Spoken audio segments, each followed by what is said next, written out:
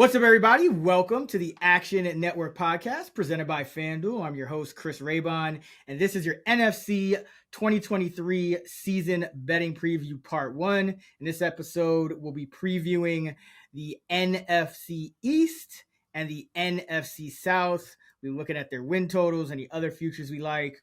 If you haven't checked out our AFC pods, those are already up right now, so be sure to give those a listen as well. And of course, here to break down the NFC East, the NFC South with me, the Prime Minister of Degenerate Nation, Stuck. What is going on? What's up, brother? It was nice talking AFC and the powerful conference that it is, and I'm going to enjoy talking about the wide open NFC.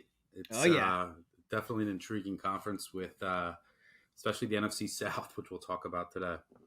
Yeah, I can't wait to talk about the South. We're going to start with the East, and then we'll do the South second. I also have a piece up on actionnetwork.com right now previewing the NFC East. Got a future for each team and just kind of my thoughts on the outlook. So if you want to go a bit deeper, be sure to check that out as well. But let's start with the Philadelphia Eagles. Their win total on FanDuel, 11.5. Juice to the under at minus 128. I think the first thing, with the Eagles, and just to know kind of with these big numbers, is that double-digit win totals going back to 2002 have hit about 44% of the time. So anytime you're looking to bet a team like this, the history's already against you, so you really got to be careful and pick your spots. That being said, what are your thoughts on this Eagle team? Losing both coordinators. Still love the roster construction, but lost some linebackers, lost some coordinators, lost some safeties. What are you thinking? Yeah, the Eagles are obviously one of the top dogs in the NFC, but the NFL is a funny place. The Eagles lost 3 games last year. That was it. The previous 2 times that they lost 3 games, 2004 when they lost the Super Bowl. The next year, they finished 6-10. McNabb was a disaster. McNabb was unbelievable the year before. And then in 2017, when they won the Super Bowl, next year they finished 9-7. They obviously went 14-3 last year and lost the Super Bowl. So the previous 2 times that they went to the Super Bowl, only lost 3 games. Major regression. Now, obviously, it's just a sample size of 2, but it just goes to show you that things sometimes just don't go as you think they will. And as great as Hurts and the offense looked last year, maybe it won't go as well. Maybe there's some injury regression on the offense, which was really healthy last year. The whole team, really. And yes, there's certainly some questions on defense, especially up the middle and at safety. You have some aging corners that you never know when they're going to fall off, and then you have some new coordinators. So there's definitely some questions. The core is still really good. The offensive line, Hurts really did take a step forward if you just look at his underlying metrics, and it's kind of what people are going to ask of, can Fields do that? That's what people were asking about Hurts, like his just throwing accuracy, his pocket presence. He answered all those questions last year. We'll see if he can be that good again, because he was awesome even in the Super Bowl in a losing effort. But when you look at the Eagles last year, we talked about some of the potential injury luck, but the schedule. Last year, they had the easiest schedule in the NFL by the end of the year, per my numbers, based on how all the teams performed. And if you look at their schedule this year, it's obviously much more tougher. They won their division, so they get a first-place schedule. They have a stretch at the end of this season that after really you could start it. When can we really start this stretch? It's like, just to illustrate how tough the schedule is. Even they're at the Rams on the West Coast, but let's just start it there. Should be a win, but at the Rams, then at the Jets, back across country for another road game, then home against the Dolphins, then at the Commanders, home against the Cowboys, bye, at Chiefs, Bills, 49ers, at Cowboys, across the country to at Seahawks. That stretch is absolutely brutal. One of the hardest stretches I've ever seen. And it's pretty crazy that's an NFC team this year gets that kind of difficult stretch on their schedule. So I think that, and hey, guess what? They have a first place schedule. You know, what do I always say every year, Chris, in the NFC East? Never a repeat winner since 2004, baby. Yeah, so no team has repeated as division champs in the NFC East in 20 years. And if things don't go as swimmingly for the Eagles and some of the pieces on defense don't come together and there's some lack of continuity with the coordinators or there's some worse injury luck, this division could be open for a certain team that I think you and I both agree on that we'll get to. But yeah, there's certainly some questions, but there's no doubt the Eagles are one of, if not the best team on paper in the NFC. Yeah, they're a fascinating team for me because number one, I just want to say, like, give Howie some credit because I just love the roster construction. Like, even down to none of the running backs are making more than $2 million, I believe, and it's a pretty good backfield. Spending down. They don't care about linebacker. Spending down at linebacker, spending down at running backs. Safety. Letting some of those guys walk. And so I love the roster. Like, I would say this is the best roster, top to bottom, in the league. It's like San Francisco's in that running, but I think the offensive line is weaker for San Francisco. And that kind of separates it for me a little bit. But love the roster construction. So when I'm kind of looking at Philadelphia, I'm saying, okay, I love the roster construction. I love the talent. Like, I'm not just gonna fade this team, just on principle. But I do agree. I think it's going to be hard to kind of replicate everything going right. And, to that point, you hear this narrative all the time about teams that lost the Super Bowl.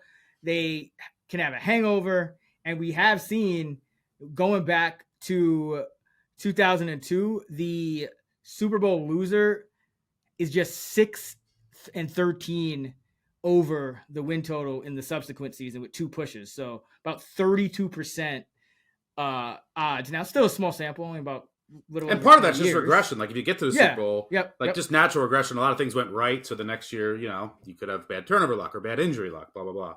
Like McNabb in that 2005 season, for example, the other lost Super Bowl, he was bad. He was worse. And then he tore his ACL running down the sidelines. And then their season tanked after, I think, 8 or 9 weeks. Yeah, exactly. So injury luck is a big factor. And the Eagles, by DVOA last season, they had the easiest schedule in the league. So a lot of things went right in a lot of different areas. That being said, I do think there is an interesting way to play the Eagles. It's not doing anything with their wins either way, because I really don't want to fade them just because of the trends, because I really do like the roster. But I do think their schedule is going to be a lot harder this year. I have it as the 6th hardest this year. And you mentioned that stretch. Also, looking at what they did in the offseason, adding DeAndre Swift, I think they want to have Hurts throw the ball a little more. I think it's going to be just a tougher go. Hurts has been improving year over year as a passer every year. So I actually like Jalen Hurts for an MVP future this year. He's on that short list of quarterbacks for me that I think has a good shot at winning it. And when you look at, Cam Newton and Lamar Jackson, I think are the 2 comps for Hurts, would have to have a similar type of season to win. Really, the only thing Hurts hasn't done yet that those guys did in their MVP seasons was passing touchdowns. Cam Newton had 35 in 2015 when he won MVP, in addition to 10 rushing scores. And then Lamar had 36 in 2019. Hurts only had 22 last year, 13 on the ground. So I think betting the MVP for Hurts, and I believe it's at 12-1. I'd bet it about 9 or 10-1, honestly. But the schedule's going to be harder. You're going to have to throw more. I think they want to throw more anyway. Even if he loses a few rushing stats because they're throwing more, or because the game script isn't as good, I still think he's going to get a ton of rushing touchdowns, because that tush push is still pretty unstoppable. I still think if they get to the 1, even the 2 maybe, where Hurts had 7 of his scores last year on the ground, I think they're still going to run that same tush push play. So I do think Hurts can still get his rushing numbers, and I think we could see a big another step forward in his passing numbers, because now you're finally adding a pass catching running back. You're going to have a tougher schedule. Just more is going to be asked of Hurts, and it's kind of reminiscent of that Super Bowl where you saw Hurts put up the big passing numbers, and that stretch that you mentioned, Dallas, bye, at Kansas City, Buffalo, San Francisco, at Dallas, at Seattle, home against the Giants, even, not division games. Never a give me, even though they dominated the Giants last year. But, overall, I just think Philly is going to have to throw a little more, both by choice and because of a harder schedule. And so if Hurts keeps taking a step forward, I think he's going to be in solid position. You're still going to, it always takes some luck. Mahomes is going to have to not throw for 5,500 yards and 50 touchdowns or 45 touchdowns or whatever. But if I do think Hurts can make a big jump in his passing touchdowns, because we've seen that with like Lamar the year before. Almost looked like he couldn't throw a football. And then all of a sudden next year, 36 passing touchdowns. Cam Newton the year before, his MVP year, pretty average, nondescript Cam Newton year, passing touchdowns in the mid-20s. So I do think there's precedent for it. So that's the bet I've made on the Eagles is Hurts to win MVP. Yeah, I don't hate the logic. I had similar logic with my Lamar Jackson MVP bet. It's not going to be an easy schedule. I think there's going to be a revamped offense, and he's going to get those pass numbers up. The one thing I would say though is that the MVP it's a subjective award. Yep. And like the rushing touchdowns that Hurts gets, I feel like they don't help him as much as they should, because it's like they just don't hit that one card of like the quarterback. Like it's like, here are their passing touchdowns and interceptions, right? So like if you have, like for example, last year it was Mahomes, like 5,500 yards and all of his passing touchdowns, and then you would just see the comparison to Hurts, and then like the rushing stats, the rushing touchdowns kind of get lost in the mix. But I don't hate your logic at all. I'm fading the Eagles partially in a different way by taking the Cowboys to win the division. Plus, I think you could plus 175. Plus, you think you can find a plus 190 out there? Make sure, as always, you shop around. Their win total's up to 10.5. I project them, a little lower than that, so I don't see any value in the win total. I project the Eagles at 10.85, like between 10.8 and 10.9 wins. A lot of that is because of the schedule. So I don't have the Cowboys too far behind as far as my raw total win projection. And instead of going under on the Eagles, I think, the Eagles have a really, really high floor. I think that the Cowboys, in order to win this division, they're going to have to win 11, 12 games and then hope that the Eagles win 9, 10, 11. 10, 11, probably more realistic in the NFC. So I'm getting plus 190 on a bet that, instead of the win total. And also, like, if the Eagles have disastrous injuries, the Cowboys could win this division with 10 wins, right? Like, there's always that in the cards. Now, I get it. There's other parts to this argument, right? There's two other teams in the division, which is a fair point. But I just don't think that the Giants, who we'll get to, have that high of a ceiling, right? Like, I think right now, the way that with their rosters, we love Dable. They could get them back to the playoffs, but it feels like just their ceiling, if everything goes right and they keep winning close games, like it's like 9, 10 wins at the max, right? Like they're not winning 11, 12 games if the Eagles are healthy and winning that division.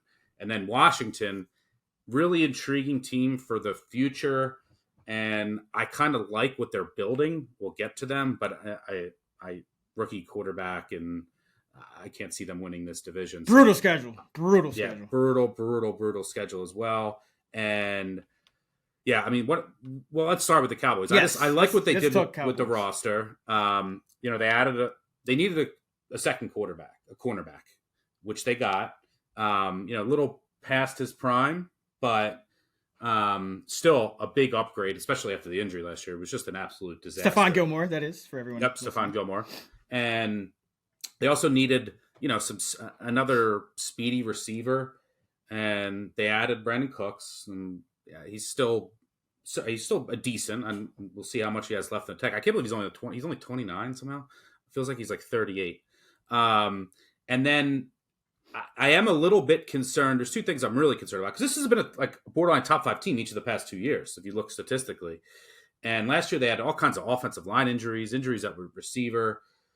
I like their starting 5 of their offensive line. Like, if you get the Smiths in the right position, you get like if it's healthy, and it wasn't last year, but it's pretty good if it's healthy. So they could have some better injury luck there. There was the whole McCarthy statement about wanting to run the ball. His track record says he won't do that. We'll see. Maybe he's changed. I mean, people change for the better and for the worse. Dan Quinn's changed for the better. Maybe McCarthy's changed for the worse. But I do like that they got rid of Zeke. You're going to see more Pollard, which I think is a good thing as long as you keep throwing. Dak had a ton of interceptions last year. A little unlucky, but the Cowboys have also been fairly lucky on defense with some turnovers the past years. I think those two things wash each other out. But I think the Cowboys are, when healthy, really high floor. They can compete with the Eagles. And I think there's some value at plus 190 to win this division. The kicker could be a problem. I don't know how Tristan Vizcaino, I don't know who their starting kicker is as of right now. It's Brandon Aubrey. Aubrey. You know when he started playing pro football? Guess. When? Guess. Last year. I think I read that. He was a soccer player in college, soccer player in the pros, and just picked up football last year. I think went to that USFL, and now he's the Cowboys kicker. So it's a better option than Vizcaino, who I don't know. He's gone. He's gone. He keeps getting work every year. He'll probably end up on like the Browns. Bucks. The Browns this season. Yes. Oh my God, it is. That's definitely happening. It is. So yeah, kicker's a question. Like people just tend to forget about kickers, but they could swing you a couple of close games, cost you a division, cost you a win total. So that's certainly a question with the Cowboys. But I like this roster. I think there's value plus 190 to win the division. Yeah, I was so surprised. So when I kind of dug into the NFC and came away liking the Cowboys, number one, because I'm just so used to them being such a public team that there's almost never value. Like I remember last year, I think it was on this edition of this podcast that we decided that we were going to fade the Cowboys and take the Eagles to win the division. I believe it was. So like it's just kind of weird liking the Cowboys, but to put it in perspective, just how good the Cowboys are, and they obviously got better in the offseason, adding Gilmore, adding Cooks on offense, I think was a nice little addition too, because Michael Gallup was hurt last year, but Noah Brown, if this offense wants to operate at peak efficiency, you need a better pass catcher than Noah Brown. I know he does a lot on special teams and in the run blocking game, but to put it in perspective, Dallas Cowboys were 12-5 last year. You flipped their 2 overtime losses to wins. They lost a 3-point game in overtime to the Packers and a tip ball pick 6 to the Jaguars. You flip those 2 games from losses to wins. We know that's how, one score games can go. They'd be 14-3, just like the Eagles. And that was last year.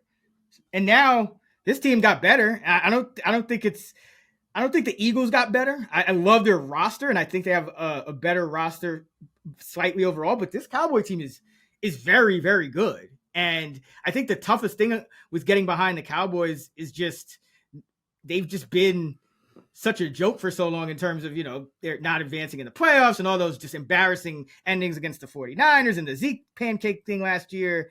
But it's a very intriguing team. And I think in the NFC, there's a clear top 3 with the Eagles, the Niners, and I put the Cowboys in that conversation. Mm-hmm. And so I'm with you to win the division. And, the Eagles, we already talked about it, gonna lose more than you're gonna win if you're kind of betting on them to, win and go over and replicate what they did last year. And then the Niners, they're just I think they're a little more fragile than they've been in years past. I think the O-line on the interior is a little weaker. I think this Cowboy team, I don't think the coaching is better, but I love the Cowboys roster. I love the talent. I think Dak Prescott is being a little slept on. Everyone, he goes from, one of the top quarterbacks in the league, rarely turns the ball over, has 1 year of bad interception luck. And all of a sudden it's just, he's this like reckless passer who, is the reason the Cowboys are losing games, and he has to change his whole game, and he's getting offensive coordinators fired. And like, nah, man, Dak is still an above average NFL quarterback.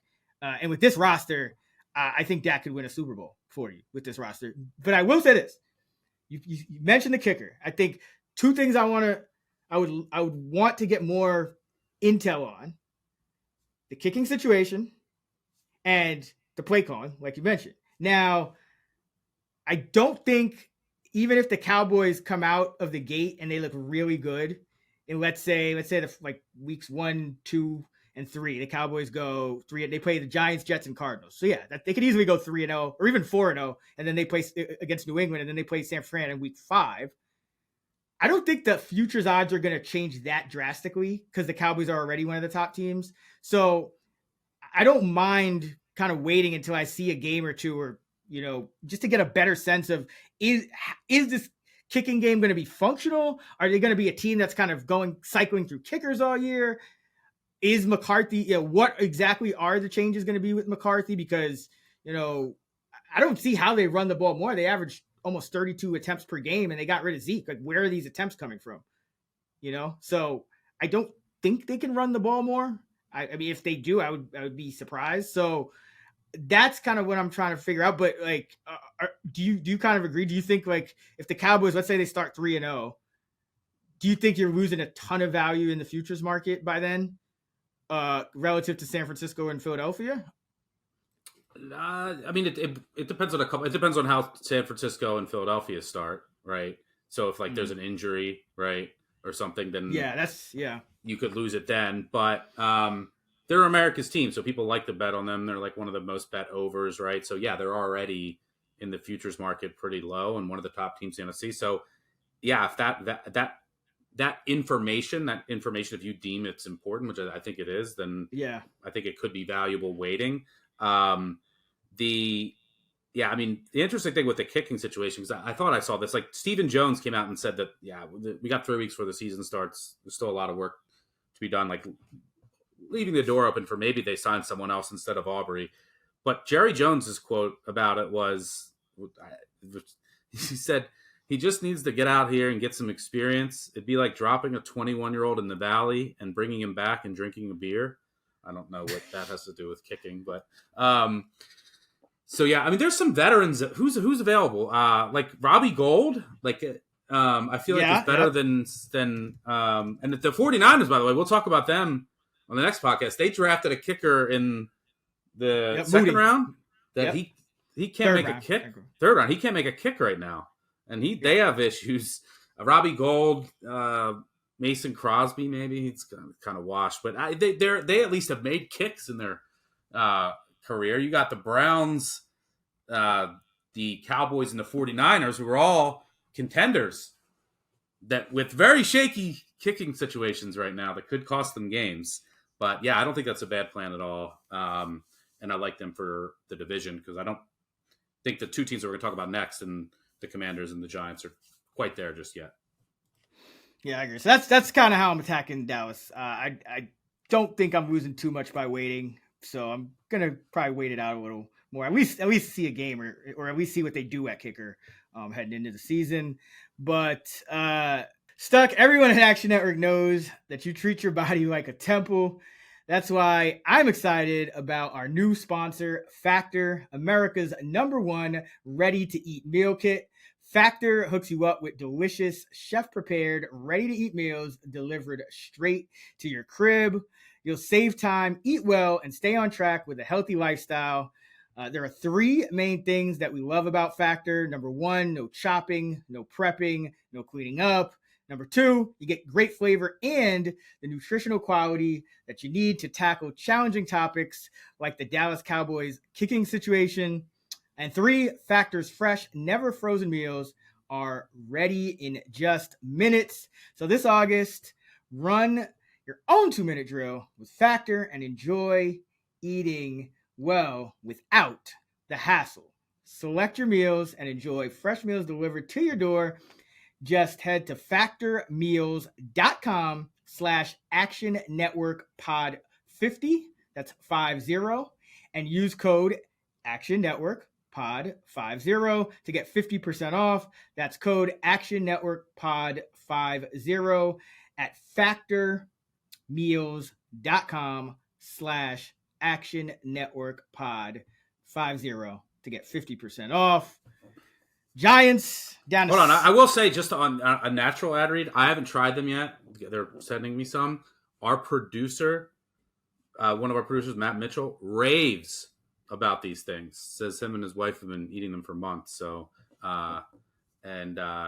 Matt knows his food, so I'm excited to try them, and yeah, definitely check it out. But yeah, let's go. Let's move on to the Giants. 7.5, the win total. You know, I look at this roster on paper, and I'm like, eh.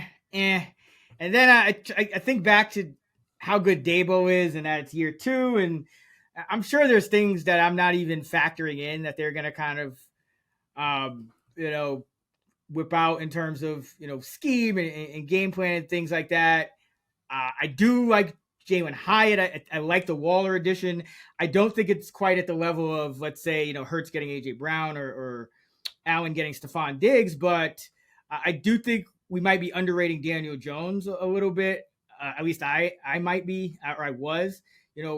We saw him kind of play in different styles of offense and have success.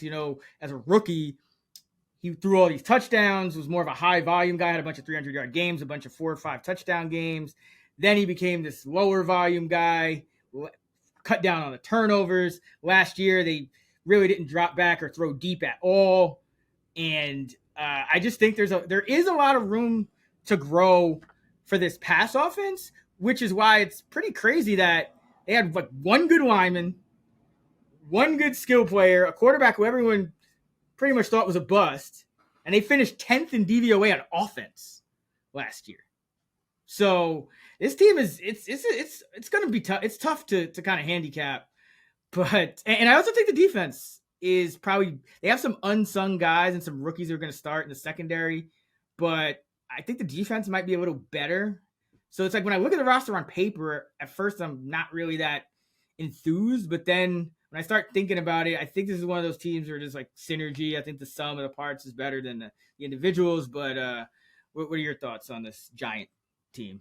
Yeah, I mean, I think the Giants win total under will be a quote-unquote sharp under. That I can see that being the case. They were lucky last year. You look at the roster, Daniel Jones, blah, blah, blah. I don't personally see it. I project them at 7.6 wins. They're, yes, they were lucky last year in one-possession games, but Dable is the I feel like he's going to be the AFC version of Vrabel. Dable and Vrabel. Every year we're going to look back and say, oh, look, his teams, for the most part, overperformed, and they were good in one-possession games and close games. He's going to get the most out of a roster that doesn't look as good as the record should indicate. I feel like that's just going to be the case. And yes, they were lucky in one-possession games, but they also had a lot of injuries at wide receiver. They even some in the secondary, and then their offensive line was a mess. And he still got the most out of Jones. Now it's a league of adjustments. We're going to see what the league does to adjust to what that offense looked like. It was amazing. Jones had the lowest interception rate in the entire league, which is pretty wild. So, rolling him out, making him focus on just like one part of the field, really cut down on his turnovers and fumbles too. But the league's going to adjust. So we'll see what Dable will counter with and what wrinkles he will add. But there is some hope for this roster, which was left in just absolute shambles by previous management. So here's what you hope. They have a really good left tackle now, one of the best in the league. If you dig down to the underlying metrics, now you hope that Neal at right tackle takes a step forward. It was up and down in his rookie year, but he was a rookie. And then you drafted a big-time Mauler rookie at center in Schmitz from Minnesota. So, your offensive line has some more potential now with a bookend at left tackle. And on defense, there's still questions in the secondary. But if Banks, their cornerback that they drafted, one of the easiest ways that you can make a big jump in today's NFL is finding a young corner who hits. We saw it in Seattle, and we saw it right across the street with the Jets last year. So all of a sudden, if you have when Dory Jackson's healthy, I love him, and then you have a rookie that hits, then all of a sudden your defense can be significantly better. I think they added some reinforcements to help with the run defense as well. So there is some potential with this roster. I project 7.6 wins regardless, and I trust Dable. I trust this staff. Regardless, I do think they're headed in the right direction. You mentioned also Waller could help as well. It could be a perfect fit in this offense if he stays healthy.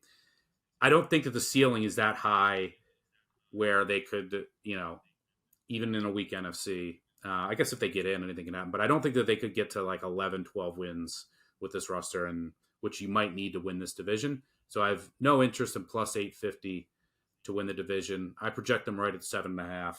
Not a guy that I want to fade. I mean, last year I faded Vrabel for like the second straight year, and I hated it. And luckily I hit because everyone got hurt. And so I don't want to get in the habit of fading Dable. So this is right on for me. No play on the Giants. We'll definitely look to back him as a dog, though.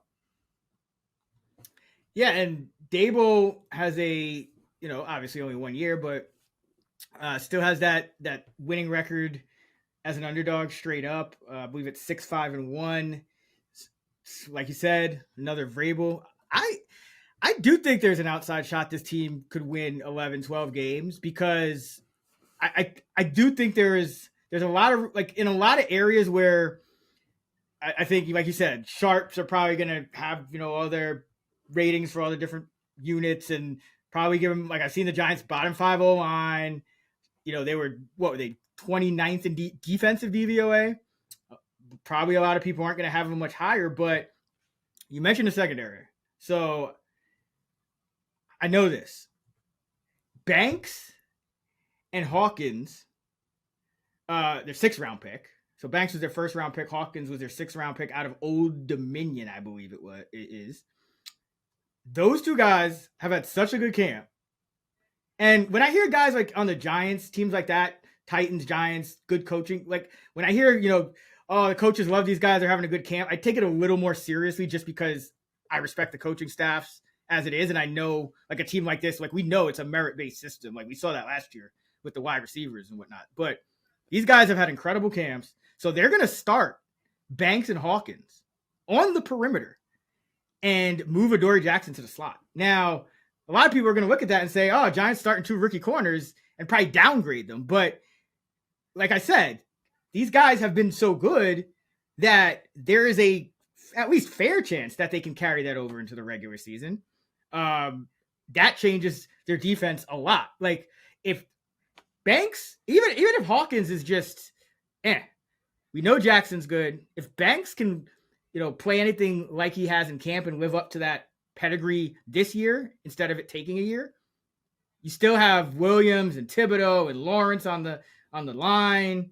You finally have at least one decent linebacker in Bobby Akereke, and your safety situation should be pretty solid too, because Pinnock is another guy who was, I think it was a 5th-round pick a couple years ago. Not really a heralded guy, but he's another guy been having a really great camp. This defense could go from bottom 5 DVOA to having plus starters at 7, 8, maybe even 9 positions. So that's how I kind of see this team overperforming. I'm not there yet. I haven't bet anything on them. I do think there's a part of me that says this team could be better than last year, and just because of how tough the schedule is, still take a step back. They go to San Francisco, they go to Buffalo. Those two, obviously the 2 games against the Eagles stand out. Dallas, 2 games, so it's a tough schedule going to Miami early in the year when it's probably still hot.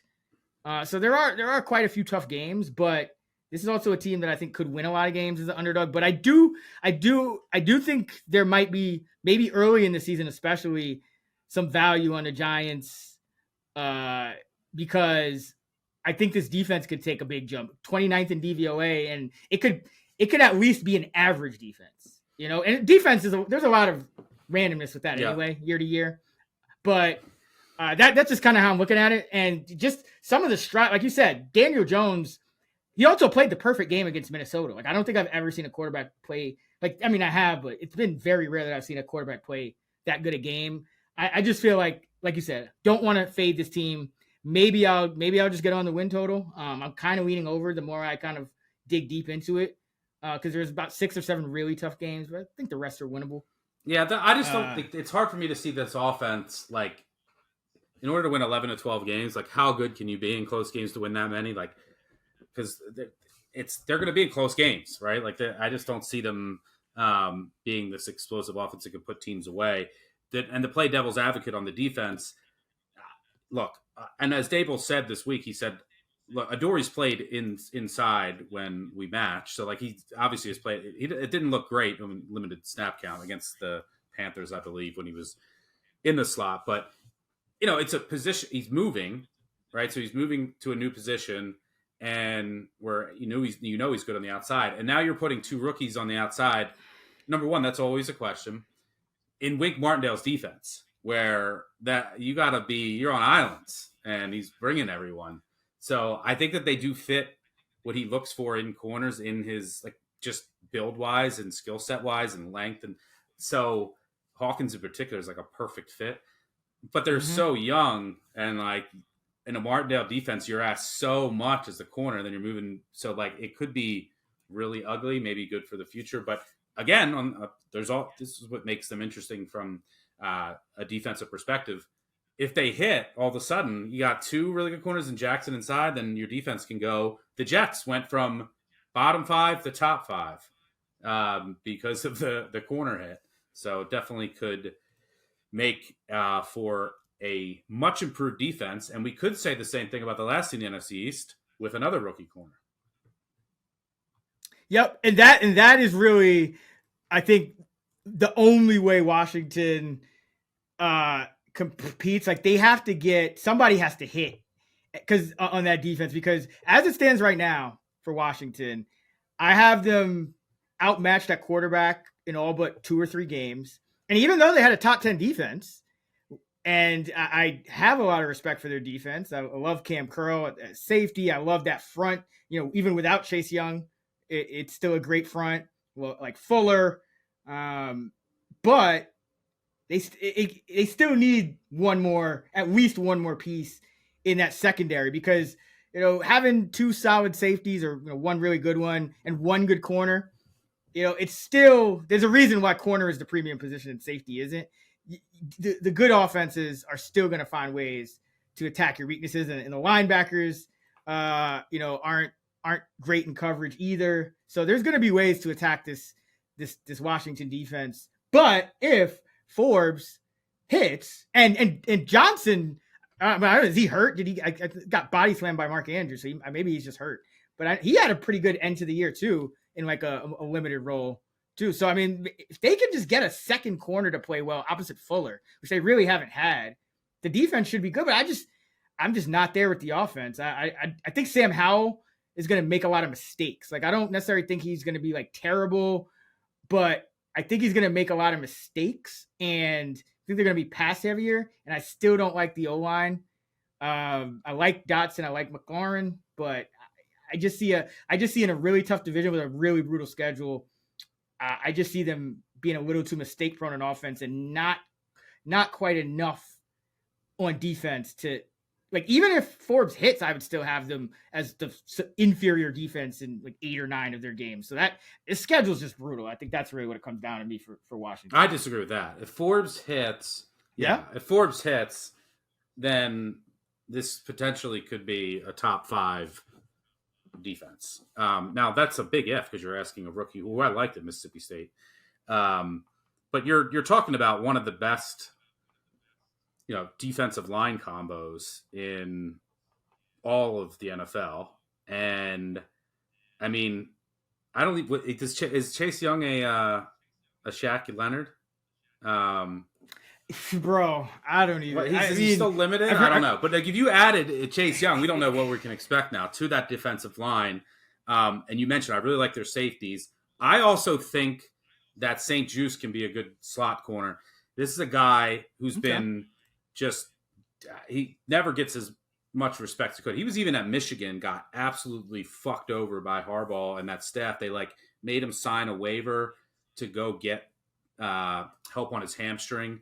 he said, "Hey, sign this paper and you can go get help here outside of and get the best help." And he signed it, and he basically gave away his scholarship. Then he had to transfer to Minnesota. I don't know. You can go read about it. But and then he's been like moved all over from the inside to the outside, and now he has like his defined role. And I really like his skill set. I think he can be a really good slot corner. Doesn't get enough respect. So like, and then you have Fuller there. So like it's just that missing piece that if Forbes can hit it is so big for that defense when you already have a really good defensive line and good safeties that it could take them to the next level. And that's the beauty of getting a first round corner if they do hit. Now it's still definitely asking a lot. We talked about a lot of the first round corners who have hit and helped their defenses, but there's just as many examples where it doesn't work out, right? Especially right away. The offense, yeah, I agree. We'll see maybe like if you could talk yourself into Forbes hitting, and Hal we haven't seen a ton of Hal, so there's more variance there. Maybe you take a flyer on 18-1 to win the division. And maybe there's some injuries to other teams. Maybe I could say it. I don't think the offense is there yet, even though you have two really good receivers. The offensive line is definitely a question mark with a very young quarterback. You're moving a lot of different pieces around, like to new positions too on that offensive line. And then I project them at like 6.8 wins. I think their win total adjusted for juice is like 6.3. The thing that, kind of put me off of being a potential buyer or maybe even looking for a flyer is when I look at their schedule, right? Young quarterback, questionable offensive line. I don't like all of their road games. Like, so for example, they get the Bills at home and then they have to go to New England, right? Like things like that. Like you would much rather go to the Bills. Philly. They have Bills at home in week 3 than at No. I'm saying like for the other divisions. So like you would much rather go to Buffalo. You're probably going to lose that game no matter what, right? And then you want to get the Patriots at home, right? A more winnable game, and then get that game at home. So, and then you also get the Dolphins at home. I think you would rather, in my opinion, get the Jets at home. You get the 49ers at home and have to go to the Rams, right? Like things like that. So the way that their schedule broke just from the home road randomness and the other divisions that they play, for a young quarterback who's probably going to play better at home this year with a questionable offensive line, I don't like that, right? So like going out to LA instead of going out to San Fran, you're going to lose, and then you get the Rams at home, right? Going out to the Rams, it's not a gimme, but be a much better game if you have them at home. So it's a pass for me on Washington, but some intriguing pieces to watch. Yeah, when I look at the schedule, I just struggle to see where they're getting these wins, even because like even some of the games where like you're going to Denver in week 2. Now, if everything breaks right, that's a game. You're not going to be too far off power rating wise, but like I don't want a team with a good defense going on the road facing like a Denver at New England. Like there's like there's just like similar teams to Washington where they don't really have an edge even with this defense. Like if they, that's what I'm saying. The schedule didn't break right. Like they got all of the games that they could have, if they got them at home and then got the tougher opponents on the road, which they were going to lose anyway. I would like the schedule so much more. So they just got a shitty break. And yeah, going to Denver, like you do get the Cardinals at home in week 1 with no Murray. So like good, but you're probably going to beat the Cardinals anyway. That was a road game that you probably could win. Going to the Broncos week 2, that's the worst time to go to Denver too. And like you look historically, the Broncos against the spread in the first 2 weeks with that altitude, and other teams aren't necessarily in full shape. Yeah, that's tough to go there then. So yeah, I don't like the way the schedule broke for Washington. Yeah, like if they don't beat, all right, they have Arizona week 1, Chicago at home in week 5. That's if they don't win that game, they go to Atlanta. We like Atlanta. They could realistically start 1-12 heading into the bye. But they'll be 1-0. They'll be 1-0 though. Yeah, they will. They will be 1. But I mean, if there's only like a short list of teams that I could see. Like no, and weird shit happens in week 1. The Cardinals in week 1. Yeah, that's what I mean. And I feel like Washington is definitely on that short list of teams that I could see blowing a game. So we have them going. We have them going 0-17 now somehow. I mean, hey, I mean they end at Jets versus San Francisco versus Dallas. So I mean, if they start poorly, I mean, like this is like the floor in this team is still like 2-15, which is not. I mean, and I just don't see the ceiling. Like their win total 6.5. That's around. I have it a little lower. I was like 6-1, but I think the floor is like 2. Whereas I don't think the ceiling is 10. So that's kind of where I'm at, Washington. What is what's let me pull up worst record. Let's see. Yeah, you can bet on that. And like last team to win a Worst game. If they didn't start with Arizona, but do they pay out a tiebreaker on that? Like, say the Washington lost to Arizona, or do they pay out if you tie for? I've never bet a worst record.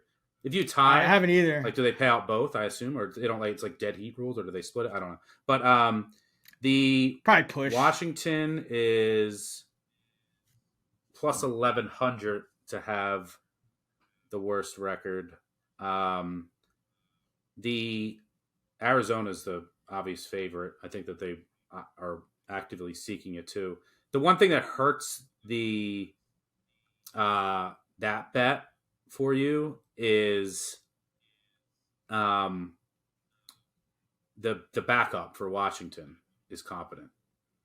Yeah, so I actually have a take on that. But you know what I'm saying? So, like if your quarterback gets hurt, there could be another team where like they've nobody. Then they're winning 2 games. Like Easton Stick or something. Yeah, no, I mean, but here's the thing. I was initially higher on Washington for that reason. You know, I was like, okay, Jacoby Brissett, one of the better backups, and great season for him for the Browns last year. But remember, that came behind one of the best offensive lines in the league with the Browns. Washington I expect Washington to be more in the bottom 10 in terms of their offensive line. And Brissett, no pressure, 71% completion rate last year, 10 touchdowns, 1 pick. He was just a monster from a clean pocket. And under pressure, and this is fairly normal, but I just thought I'd point it out, 46% completions, 2 touchdowns, 5 picks. Just a completely different guy. Like it's actually a deeper, like a bigger fall off than most, and it kind of makes sense. You know, Jacoby Brissett, not really, doesn't have the skill set to really beat pressure. Doesn't really have the overall processing ability and whatnot. I think he's just more of a good scheme, clean pocket. He can get the ball where it needs to go, but things start breaking down. So I don't unless Washington, and that could make a difference. If Washington somehow gets its offensive line back to like average or better, that would sway me a lot more, I think. But as of now, yeah, I see the floor a lot lower, but we spent a lot of time on this NFC East, and I do want to get into this NFC South. So let's move on. And also, we know the new NFL season is almost here. So your old habit of never missing a snap on Sunday is back. And I want to tell you about another habit that I've been getting into, Caldera Labs skin regimen. It's simple, and it takes just 1 minute in the morning, 1 minute at night, which I love because the last thing I want to think about is all these different skincare products. It's like you're already in the habit of brushing your teeth. So just stack another habit right on top of that. Put your skincare right after. And you get your skin just as fresh as your pearly whites with Caldera Lab. They got 3 steps. You got the clean slate. That's the face wash. And then you go with the base layer, which is your standard moisturizer.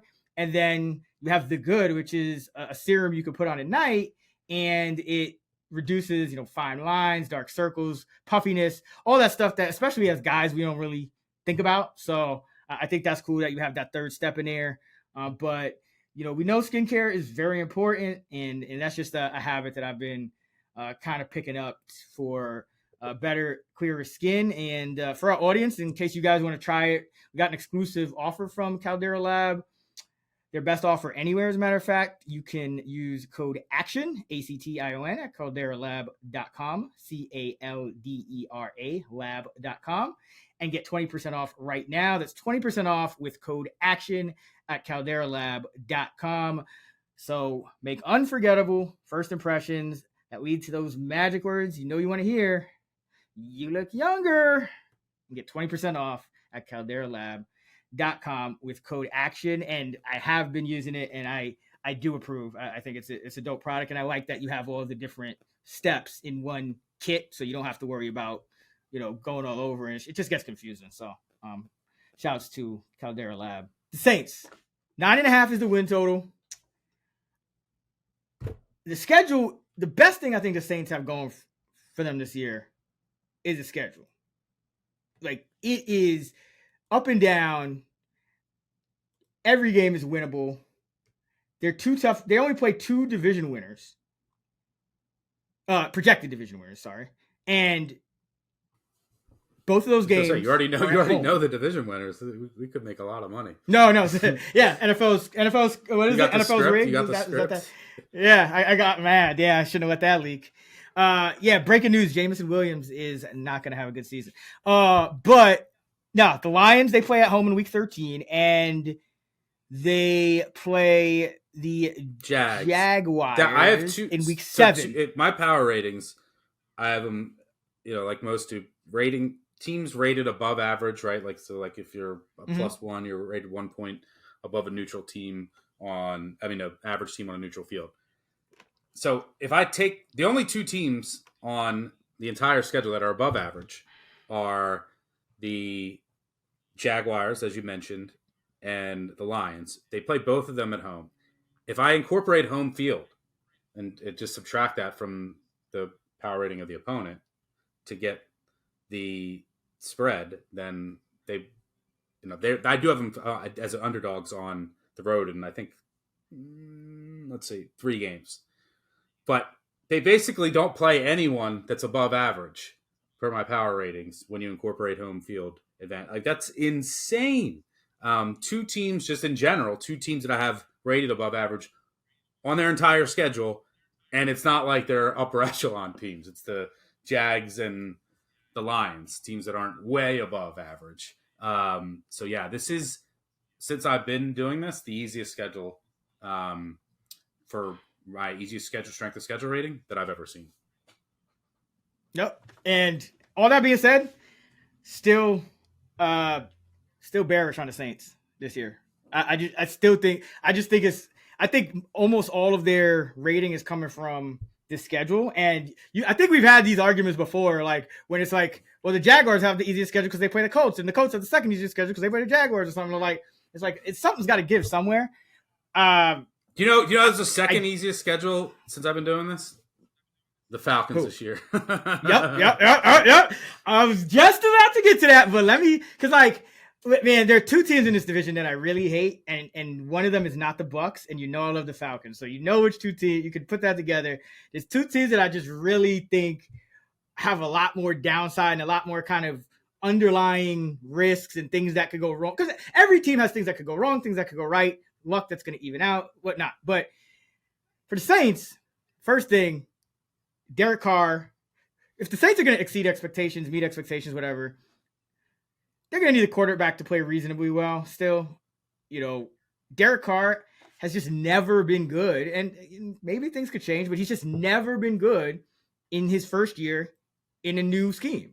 It's happened 4 other times in his career. He's been in year 1 of a new scheme, and it's the 4 worst seasons of his career in terms of passer rating, pretty much every yards per attempt, completion rate, every efficiency metric you could think of. Derek Carr has had his 4 worst statistical career years in the 4 years in his first year with the scheme. He's gone. And part of this is obviously just the Raider defense, but that's why the numbers are so crazy to me, is that in the 4 years when he's in a year 1 of a new scheme,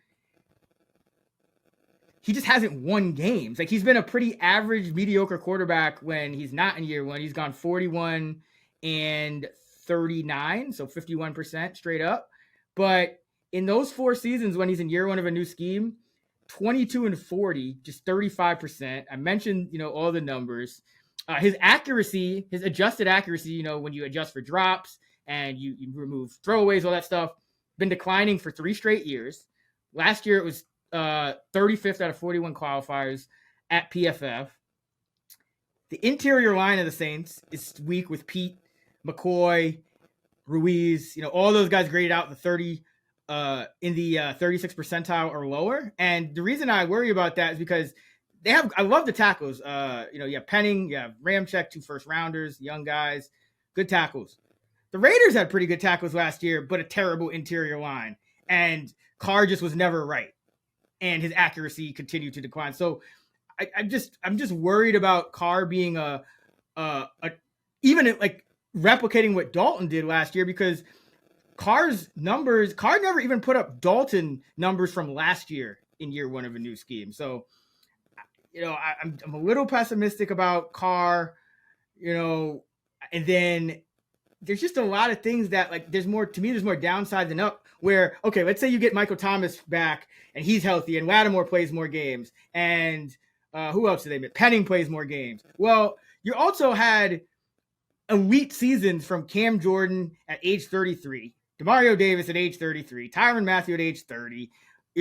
Like, these guys aren't going to be elite forever. Your quarterback depth outside of Lattimore, I mean, it could be really bad unless, these guys, Taylor was really bad last year. Adebo was bad. Roby, those are the guys projected as the next 3 on the roster. Right. All 3 of them were there. PFF had 118 qualified corners. And again, PFF grade isn't everything, but I think it kind of speaks to what I'm saying with the depth. All 3 of them ranked outside the top 100 after Lattimore. And Lattimore was great last year. He didn't allow a touchdown. And so I don't, like, PFF has him graded pretty mediocre. I don't agree with his grade, but I do agree with the grades of the other guys. They were not good. So, there's just, for everything that I see that could go better than last year, I see another situation where, you can't expect things to continue. I'm pessimistic on Carr. I don't like Dennis Allen as a head coach. 7-10 was his best record ever as a head coach last year. He's never gone over a win total in 4 years. Starting in week 1 as the head coach, his team has never gone over. So, like, I don't think he's a talent maximizer. You lost one of your best defensive coaches to the Falcons, and 2 of your, two pretty good defensive players in Ellis and Onyemata. So, like, there's just been like this slow drain on the Saints, and it's just tough because, like you say, the schedule's so easy, but it's easy because there's just a lot of mediocre teams like the Saints on their schedule. So it's not like, oh, like, we're just going to, like, I'm personally anyway, not going to just ignore all of the reasons that I'm down on them and say, well, they're still going to win like 11 games because the schedule's easy. Like, I could see them just as easy losing 11 games because it's just a bunch of other teams that I have rated very similarly to the Saints. So I am not high on the Saints at all. I think a lot of it is just the market saying the schedule's easy, the division sucks. And so we're going to ignore, like, any potential underlying issues. Kamara, hasn't really been as good the last 2 years. Taysom Hill can't keep putting up, like, outlier touchdown numbers. He's about to be 33. I mean, I just think you're depending and relying on a lot of guys who could easily fall off a cliff, starting with Carr, Kamara, Taysom, all of the guys on defense I mentioned. I just see more downside than upside, but, I mean, maybe you disagree. No, I don't. It's an old, broken roster. It needs to from the cap on. It needs to be just blown up, and and they need to start over. I mean, like, if everything goes right, like, the offensive line has some potential. I'm not as down on the interior as you are. It's not great, but it's okay. Penning still has. I mean, Pete hasn't been good in years. But I'm just saying overall, like, if you have 2 good tackles, they can be. Now, but Penning still has, like, technique to work on. He's obviously has all the tools. He's like 6'7", 330. Yep. Like, wants to smash everyone's head in. Like, he's if you made, like, an offensive tackle on a lab, you would make that guy. And he's got they have a good offensive line coach in Marone. But and then your wide receivers and they live up to their potential, don't get hurt. You have a good secondary on paper. Like, I know that, some of the corners, but you have 1 good corner, 2 really good safeties. So, like, but it's so old and just there's no depth and it could all fall apart at any second. And to your point, I have them favored in 13 games. I have them not favored by a touchdown or more in any. I have them favored by barely, almost just under a touchdown at home against the Bucs. And then I only have them favored by. That's the only game I have them favored over 4.5 points. their average spread on the year is minus 2.1 for all their games. Right. And so, yeah, I want to fade them. So I lean under, and I can't see it. The Bucks I don't see it. Baker Mayfield just named the starter. The Panthers, I'm a big Bryce Young fan, but they're not there yet, and it's still a rookie. Wait, no, we got to talk about the Panthers. Yeah, I want to talk about. I'm going to say, okay. But that's one of the reasons why I bet Falcons to win the division. Spoiler alert. Yes. And let's stay on the Saints, because I do want to talk through this, because this is especially for people listening. I think it will be a tough fade, but I just want to kind of give an example of when we say easy schedule, how slim the margins are. To your point, with the 2.1 average spread, right? So we say the Saints have an easy schedule. Okay. So week 1, they're at home against Tennessee. We know Tennessee is amazing as an underdog. Saints easily can drop that game. Week 2, they're on the road in the division. Oh yeah. I already. That was one of my look ahead. Like I got a half unit on it, so I didn't go crazy because injuries could happen. But yeah, I'm definitely going to be on the Titans. Week 2 at Carolina in the division. That's one where two coaches I don't really love, and Reich and Allen. Carolina got home field. They could easily start 0-2. And then you go to Green Bay, and Green Bay, yeah, they downgraded at quarterback, but they're not all of a sudden going to be terrible either. So you could, even with this easy schedule, Tennessee at home, at Carolina, at Green Bay, you could start 3-0. You probably beat Tampa Bay. Then you got to go to New England.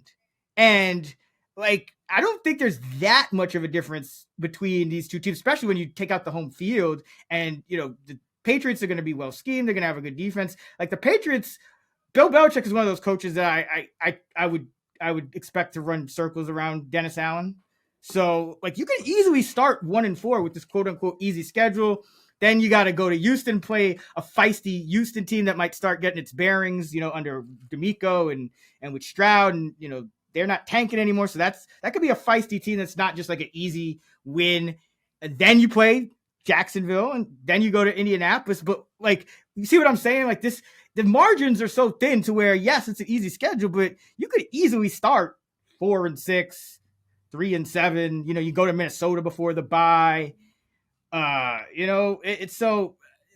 I just think there's too much downside here. I don't think you can bet the over at all. 10 wins is aggressive. But the way I like to bet the Saints to fade them, instead of just going the win total under, which I do think there's a little value there, but I don't think this division. I think this division is the weakest in the NFC, and so I don't think two teams come out of this division, even with the easy schedules. I think the Falcons are going to be the lone team to come out. So I like Saints to miss the playoffs. You can get around plus 160 at FanDuel. I like that to get a little extra upside over the win total, make it a little more worth my while. So that's the way I am fading the Saints. Yeah, someone could win this division at 7-10. And so last year, pretty much. But it's not going to be the Bucks. I hope. Yeah, it's not. But let's talk about. How should we do this? Do you want to talk about the Falcons last? Yeah, sure. Since we both love them. Yeah. All right. When it comes to the Panthers, my issue is I just really don't agree with a lot of their organizational decisions, and I just don't think Fitterer, Frank Reich really get it.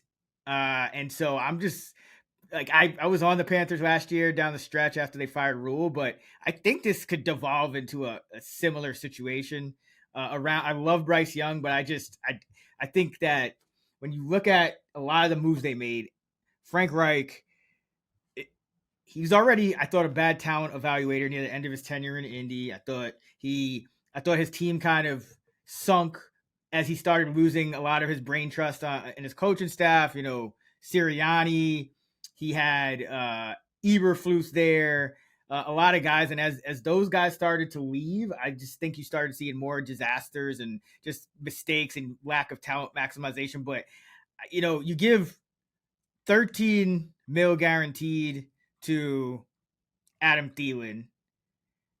He's on the other side of 30.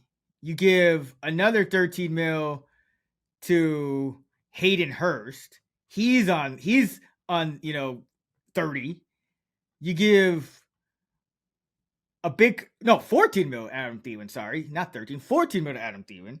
Then you give 13 mil to Hayden Hurst when you already had Ian Thomas, Tommy Tremble. I mean, I'm not saying these guys are great, but I don't think Hayden Hurst is moving the needle. He's never had even 600 receiving yards. He's 30 years old. He had coming off a career worst season despite playing in a Burrow offense. You gave him 13 mil guaranteed. You gave DJ Chark 5 million guaranteed. Fine, 1 year deal, not the worst. But then you give another 13 million to Miles Sanders. His weakest attribute is pass catching, but you go and you want to make him into a 3-down back. You give him 13 mil. So 40 mil guaranteed Hayden Hurst, Miles Sanders, and Adam Thielen. 45 mil when you add in DJ Chark. And this is still a below average offense with no real needle movers around Bryce Young.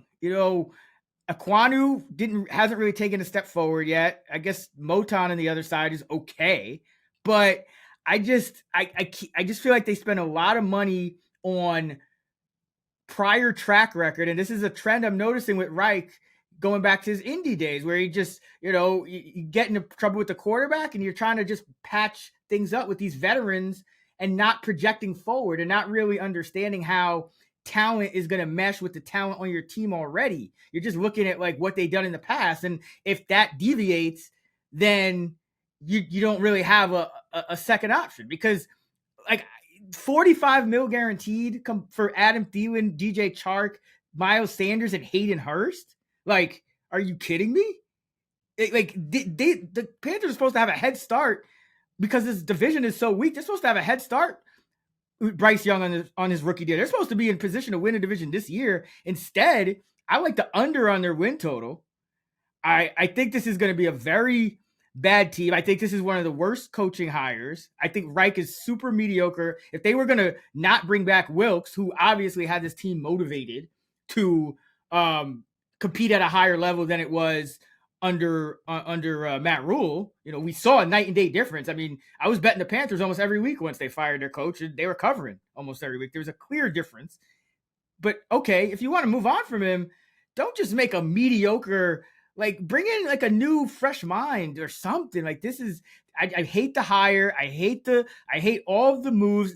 I hate that they gave up a number one wide receiver. And that was my question to you, Stud. When have they ever in the history of the league? I can't think of an instance, but when you trade it for a franchise quarterback, and obviously you're going to pull out all the stops. Nothing's more important than a franchise quarterback. But when has a team ever had to give up its number one receiver in exchange for its number one future franchise quarterback as a throw-in? Like, has that ever happened before? Yeah, so it's like every move I see that the Panthers make, pretty much, I feel like they got fleeced, or it's a bad evaluation of talent, or a bad use of the salary cap. And so I think that's going to carry over onto the field. And I don't think it's any coincidence that the Panthers got shut out in their first preseason game, because that kind of speaks to a bad roster. Like, I get that in preseason you're just going one-on-one and you're not scheming, but that's the point. It's like none of these guys won to the point where this team could even score a point in the first week of the preseason. So yeah, I'm way down on the Panthers. I don't like really anything they've done outside of acquire Young, and even then you had to give up DJ Moore. You spent over $30 million guaranteed on replacing your receiving core, and you got a cooked Adam Thielen, a 1 year DJ Chark, a 30-year-old Hayden Hurst coming off his worst year. Like, I just don't trust this team, and I don't like the moves, but I also don't trust it going forward because of what I'm seeing.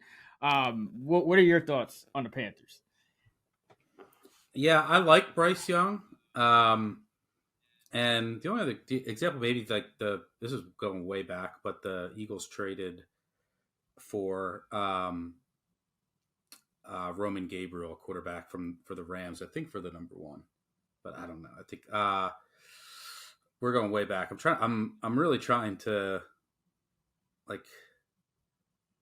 I mean, just like, what do you think of just all the moves in totality? Because like for me, I was kind of okay. I'm doing my deep dive. I like to go through each unit, each player. Look at the moves, look at the cap, and every single move I see with the Panthers, I'm just like, don't like this, don't like this. Like even the draft pick Mingo, the wide receiver.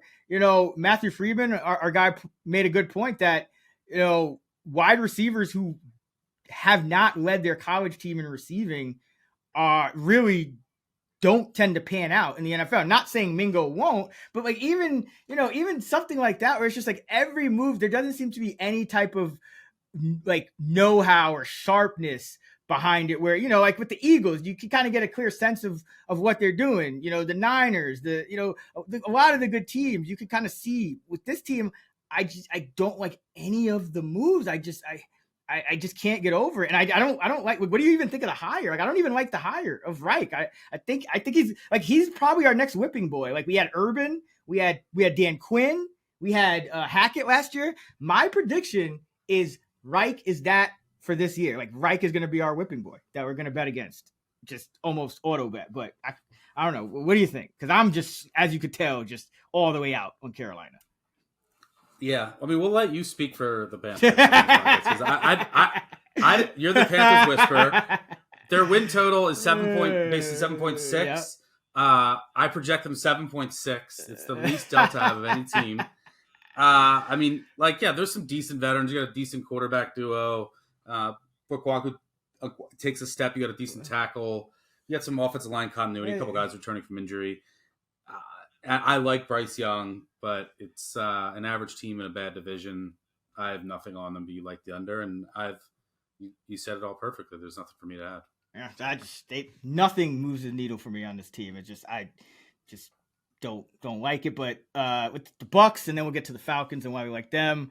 So Tampa Bay, the win total 6.5, juice to the under at -142. Obviously, Brady gone.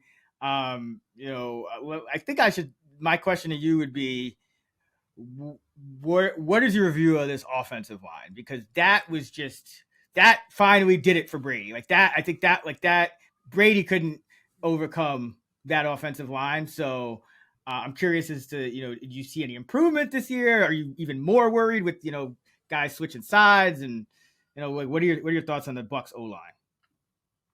Yeah, I mean, look, the Bucs are going to be really bad, and they got some, like, you have some defensive pieces. Mm-hmm. You have two good corners. You still have some good defensive guys up front.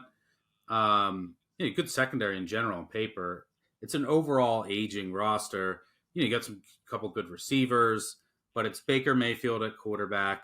And what do we always say with Baker Mayfield? It's like, if he's getting pressured, mm-hmm. He's cooked. And yeah, this offensive line is really worrisome. The right side looks very dicey, and then you have Wirfs, your all-star, moving from the right to the left, and he's like seeing a psychologist over the move. That's not what you want to be hearing headed into the season. So, and best wishes to him. Like that's no like, yeah, don't want to make light of it or anything like that. No, we're just talking about from a football perspective. If he's not able to deal with that move, you're taking your best player who was thriving at this one position, moving into another position. And then if that goes wrong, the right sides are going to be a mess. And then it's all going to fall apart even more. And then the bottom falls out of this team. And then all of a sudden they could have the worst record in the NFL, theoretically. So I lean under. I project them at like 5.6 wins. Even in this division, because they have like a hard schedule compared to, just relatively speaking, compared to the rest of the teams, even though it's easy overall. I think I'm the 24th because they won the division, hardest. First place schedule. Yeah, because they won the division. Yeah. So yeah, I project 5.6, 5.7. The win total is like at 6, juiced a little bit. It's like 6.1. So I lean under. But it's so low in such a bad division, and still in the NFC. That's a pass for me. I got a question. Not a fan. Like, so I know, obviously you watch a lot of college tape, and you know these guys better than I do usually when they're coming out. Like, is there any way to kind of get a sense of when a guy like Luke Gadecki, I believe that's the pronunciation, like Gadecki, yeah, like when a guy has like such a bad season as a rookie, you know, sometimes they just stay bad, and sometimes, like in a case of a guy like Andrew Thomas, they make that jump. Is there any kind of indicator you can look for, like maybe anything they did in college, or you know, does it differ by draft pedigrees, or anything?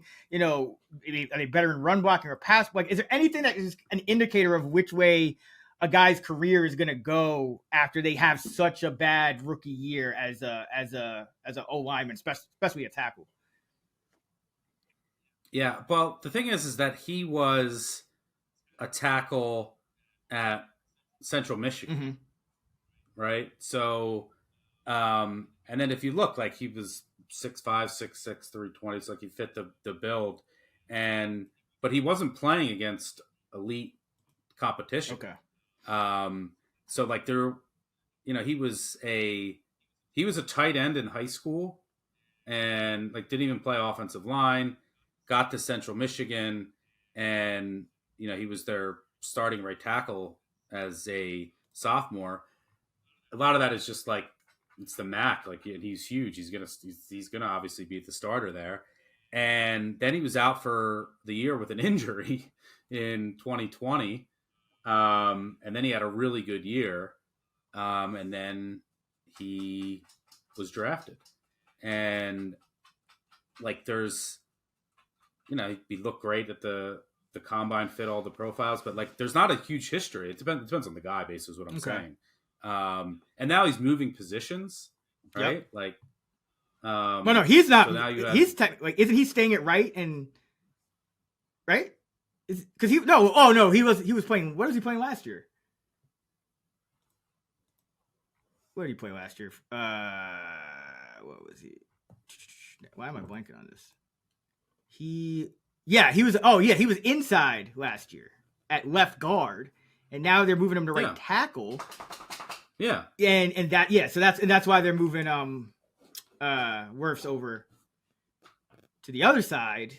But like I don't know. Yeah, so he started right tackle in college, is what I'm saying. But now he's switching positions in the NFL. So you have like this. So like last year, what can you really take from it with this position change? It's not like he can be like, oh, I got this experience doing this in the NFL. Like you got to throw a lot of that out. I mean, at least he was thrown into the fire. And then the sample set that we have of him, you know, playing this position is in the MAC. Like it's not the SEC, right? Like you could take like some of these guys. You're like, all right, look how this offensive tackle held up when he went up against these elite defensive ends that are now in the NFL. You can look back at how he performed against some of the pass rushers, the elite pass rushers that he faced if he had a bad year. And he's like, all right, there's not much to go on. Like when you're Central Michigan.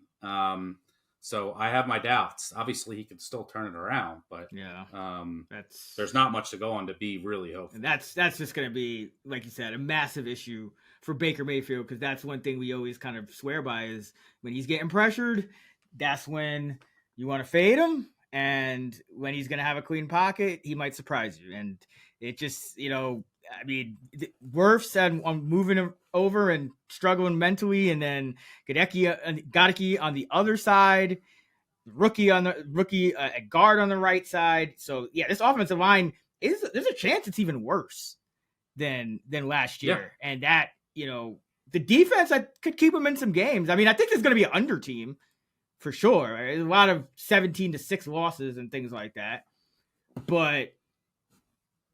Yeah, I don't want to go under 6.5, but yeah, I don't think they win 7 games. So if you force me to choose, I would go under. But I feel like I can't. I hate every team in this division, but the Falcons. So let's talk about the Falcons. By the way, I hope it does work out for Wirfs. I'm rooting for him, and then if it does work out, you know, because he started every game at right tackle for 2020, and he was one of the best. But if it does work out, then, you know, obviously it'll be good for him mentally, but he'll get way more money. Yep. His next contract is a left tackle. Yep. And remains to be seen. I mean, he's definitely got talent. We've never really seen him play poorly in the National Football League. He's been pretty good from the jump, as far as I remember. So, but yeah, this offensive line, big concern. Another guy I feel really bad for, Russell Gage. Just can't seem, he had that bad injury in the playoffs, then comes back, now has a season ender. So that even this team, forget the offensive line. Like if they lose Godwin or Evans, my God, that receiver depth, there's none there. Not much in the there's no depth. It's a very aging, nothing in the skill positions, shallow roster. Nothing overall. Just nothing there at the skill positions outside of Godwin and Evans. I mean, Rachaad White is Rachaad White. Maybe he'll get better, but he wasn't even good after Conte. He wasn't creating anything with the bad offensive line. That doesn't bode well. Cade Otton, not really impressive to me. So yeah, this offense, I mean, it could get really bad if one of Godwin, Evans, or Wirfs goes down. I mean, forget it. But defense, fine. But yeah, let's talk about the Falcons. We both like them. I already bet them to win the division. We both like them to win the division. So tell everybody why we think this is the best team in the NFC South. Yeah, I mean, if I look at my projections, and we've been talking about this Falcons bet for a while, I project the Falcons at 9.2 wins, and I project the Saints at like 9.5 wins, right where they're at. Now, a lot of that is just the easy schedule, but that's not that much of a difference. And you can find a plus 190 out there on Atlanta. And the Atlanta roster, I don't think is, old and broken and needs to be blown up like the Saints. Like I think the Saints need a lot to go right, and a lot of these, they really have to avoid injuries for this to work. And I don't necessarily think that's the case with the Falcons. We know they're going to have a really good running game. I disagreed with the draft pick of Bijan Robinson, but he's just from a long-term roster building perspective, I would have liked them to, because the one thing that's still, I would have really loved them if they addressed the edge rush issue. Like if that could really take their D. I know they added Campbell, who doesn't seem to age, but he one day eventually he will. Yeah, his production is never. It's kind of like the Saints, though. Like it's like a Cam Jordan. One day he's gonna stop being Cam Jordan elite and just be okay. One day, maybe not today, but one day. And but the Saints have been super reliant on Jordan to get pressure. That's not the case with the Falcons. The Falcons just Campbell's going to be solid and be solid against the run, and he's definitely an upgrade. And then you still have Grady Jarrett there. The linebackers are very questionable, but because going and get Bud Dupree is just not that guy. But so I wish they would have gotten or went out and signed someone to help off the edge. But in general, getting Campbell and you have a really good corner already, and then getting Jesse Bates, I think, was big on the back end. So I like some of the pieces that they added to the defense. And on offense, we still don't know a lot about what we have with Desmond Ridder, but he's not going to be asked to do a lot. This is going to be a run-reliant offense, and we saw last year how dominant they were when everyone knew they were going to run. And then they only add Bijan Robinson, who's, they're going to be able to use him in many different ways. And it's going to they're going to be able to create matchup problems with him by moving him around, using him in as a receiver. So I love the move just for making their offense way more dynamic. And yeah, I think that this team has a pretty high floor. Yes. It's hard for me to see everything falling apart. Even if Ridder gets hurt, who cares? Maybe it's even a good thing. Not a good thing he got hurt, but you have Heineke. Was it really that much of a difference? So I think Ridder gives you, a little more, maybe a little more upsides. We just don't know. Yeah. But I really like this team. I think the D will be a little improved. They'll be able to use Bijan and high floor in this division at this price. on top of that, the Bucs are going to be bad, and I don't see it with the Panthers with a rookie quarterback and some of their other issues. So I think the Falcons are the clear choice here, 2-1. Yeah, and best coach in the division. Best coach in the division. Yeah.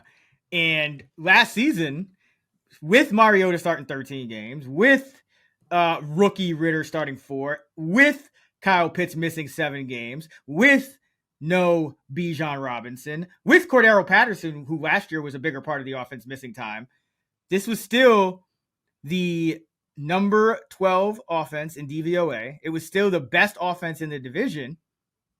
It got better. There's no way the quarterback situation should be better, just like you said. I think Heineke and sophomore Ritter is still better than, Mariota throwing passes from his backside and rookie Ritter. And then Bijan Robinson, generational talent, whether you agree with the pick or not. And for Atlanta, I mean, there's not a team that it might make more of a difference for than Atlanta, who is just going to run so much. And then I like what they're doing on offense in terms of movable chess pieces. You have a tight end that's a wide receiver. You have a wide receiver that's as big as a tight end. You have a running back that's a wide receiver and a returner who's probably going to go back to wide receiver this year. You have Bijan Robinson, who you plan to line up in the slot. You got Jonnu Smith now, so you're a little like he's kind of more of a complete tight end. So you don't, when you're kind of using Pitts as a wide receiver, you have Jonnu, I think, gives you a little more than a guy like Parker Hesse or Michael Pruitt. So I like the offense. The O-line is one of the better ones in the league. And yeah, that offense has so many chess pieces, and it's going to be similar. They have similar vibes to the Lamar Ravens for the first couple of Greg Roman years, where you're seeing all these high flying passing attacks, and everyone is adjusting their defenses with, we got to have our 2 high safeties and change the defense to stop. And then the Ravens come along, and then you're like, wait, this is not who we normally play. We're not used to prepping for this. And then, they kind of have the advantage and play how they play, and other defenses aren't built to stop this type of offense. And now with all the pieces that they've added on top of that, because of their interchangeability and their flexibility, you can create so many mismatches all across the field. So yeah, I think that the Falcons are my choice to win this division. Already locked in some plus 190. Yep, this was one of my first bets. It might have been my first bet of the new season. I think I got it like plus 300 or plus 350. I got to check, but I got some way earlier too. I know people don't care. Yeah, just trying to say how much we love it. Yeah, we talked about this when we telling people to bet it when we did when we did the pre-draft, that podcast 3 months ago. Yeah, well, and remember too that the Titans, Arthur Smith, when he was the OC, everyone looked at that offense. I mean, they had Derrick Henry, but outside of him, it was like, okay, this offense stinks. And next thing you know, this team's scoring 30 points every night. Falcons got Bijan Robinson, Drake London, and Kyle Pitts, pretty good. Like this. Yep. There's a lot of unrealized upside, and if the defense could just be average, because it was bottom 3, but now you add Campbell, you add Bates, like you said, 2 guys from the Saints, Anyamata and Ellis, who are pretty good, and their one of their D line coach Nielsen is going to be the coordinator over Dean Pease, who I think the game had passed by. So the defense is going to look a lot different. Even the pieces are better, but I think it's going to be a better coordinated and scheme defense too. And at the same time, it probably drains. It's like a drain on the Falcons. You lose 2 players and one of your better defensive coaches. So, yeah, I like the Falcons straight up against the Saints. You mean the Saints? I mean, yeah, I like the Falcons. Drain on the Saints. Yeah, they're draining the Saints. You got Nielsen coming over from the Saints, and then Anyamata and Ellis, the linebacker, who had a really good year last year. We'll see if he can keep it up. But I think it's 7th round pick, but a few years ago. But yeah, either way, defense. If they could just get to like a little bit below average, even from 30th last year, the offense probably gets better. Probably breaks into the top 10 in DVOA. Yeah, and in this division, you're gonna win games. So And, the kicker's good, so not one of those teams I expect. Yeah, I was going to say good special teams, too, overall. Which is important. You're going to have good returners. In this division. Yeah, especially in this division. And then when you have a schedule that, and you're playing these games where you're running and then they're going to be, the Falcons aren't going to be blowing out teams. And then I have their average projected spread for the year at minus 1.2. I have them favored in 12 games, but there's going to be a lot of coin flips. Special teams could decide a couple of them, and they have really good special teams. Yeah. This team's going to the Atlanta Falcons are going to surprise people. The average NFL fan is just probably used to them being terrible on defense, and they're all run heavy. But I think this team is going to surprise a lot of people. But that is finally the end of this podcast, which. Yeah, if some people who weren't listening, we had internet outage. We were getting kicked out. It took like 3 hours to record this. If it sounded at the very end, the last couple teams, if it sounded choppy, we were in and out. But it's grind season. We grind through it. This literally may be the longest podcast we've ever recorded. Not in terms of what the listeners are going to hear, but it did take us about 3 hours to record. What's hopefully about an hour show. I just think the NFC South was so bad that the universe did not want us to get these takes off about the NFC. Shout out to our producer David Payne. Yeah, shout out to D Payne out here just rocking with us, man. Through who doesn't want to hear people talk about the NFC South for hours? Yeah. Who doesn't want to just go over the minutiae of the Carolina Panthers salary cap? Like, come on, man. What are you guys doing? Yeah. By the way, the other thing with the last thing I'll say about the Falcons, so we can make this even longer. I promise this is the last thing. Is if you look at their schedule early on, and I think they might every game might be at 1 on a Sunday too, which is like how you can build like good. Oh yeah. They have one game in London in Jacksonville, week 4, London. Everything else is 1 Eastern, 10 Pacific until week 10. But that's at Arizona, which if there's ever a winnable road game in the evening, and then right into the bye too. And that's at 1. That's at 1 Eastern. No, that's 4 Eastern. 1 Eastern body clock. Yeah. Oh yeah. You're right. And then the bye, and then you play New Orleans at home. So that's perfect. Yeah. That's a great time to play New Orleans, by the way. Like coming off a bye at home. Usually, you come off a bye, you go on the road. So that they really did the Falcons a favor by giving them New Orleans off the bye, and then but week 17 they're in New Orleans, so that should be interesting. But like if you look early in the season, their first 7 games, Carolina, Bryce Young, Green Bay, Jordan Love. Then you have the Jacksonville, and then you have Stroud, and then Howe, Baker. That's their, so obviously that's like 6 first-time quarterbacks and Baker and then, of your first set. And then 2 weeks later of your first 8 and games. Then 2 weeks later, potentially Colt McCoy or Clayton Tune if Kyra hasn't come back by week 10 or they just decide to shut him down. So, and then the bye, and then you get more of those first time quarterbacks.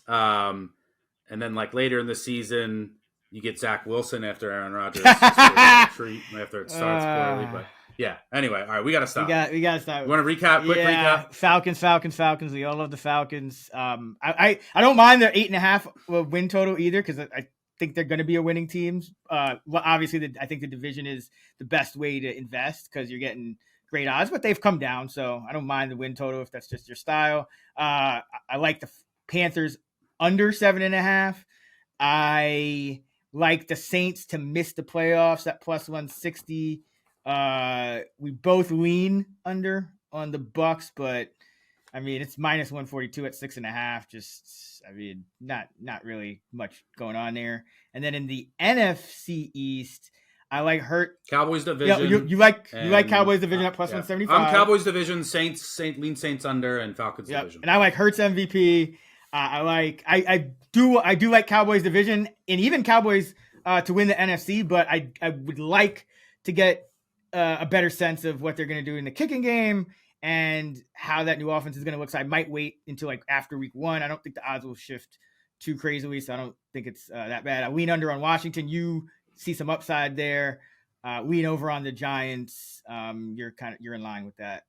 And yeah, that's gonna wrap it up with the longest podcast of all time. But if you guys have not listened to our AFC episodes, those are up as well, and we'll drop our final season preview episode, part 2 of the NFC. That'll be the NFC North and the NFC West. So look out for that as well. You can find Stuckey on X at Stuckey2. I'm at Chris Raybon. We're at those same handles on the free award-winning Action Network app. And if you haven't listened to our very special podcast interview Monday with legendary gambler Billy Walters, check that out as well. And until next time, let's get this money.